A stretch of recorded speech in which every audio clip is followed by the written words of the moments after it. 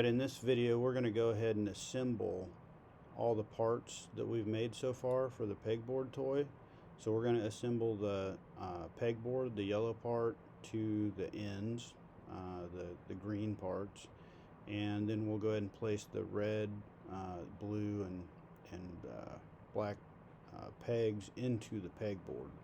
So we'll go ahead and start out by going to Onshape and make a new, just select Onshape, make a new document,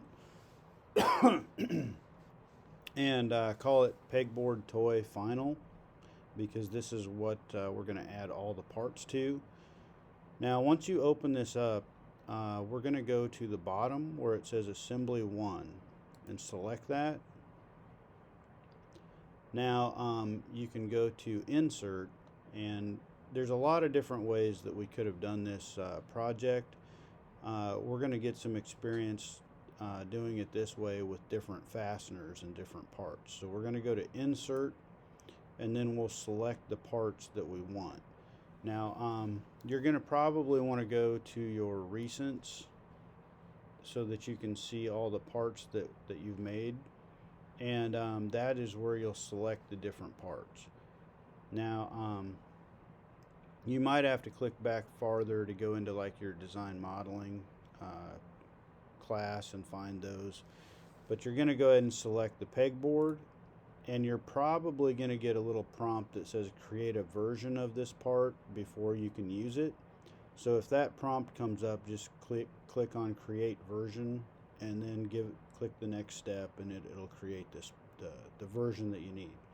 So I'm going to select the pegboard first, click on it, and then just place it by clicking out here in the studio. And I only need one, so I'm just going to click the green check mark. Then I'm going to insert another part, go back to recently opened. I'm going to put the pegboard ends in next. You might have to create a version here. Click part 1.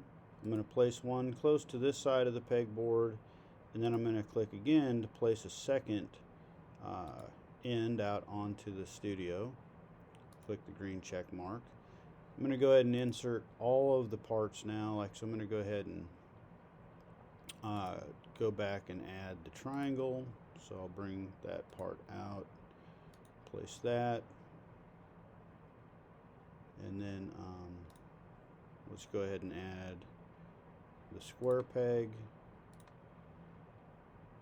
Click once, I only need one of those. And let's add the round peg.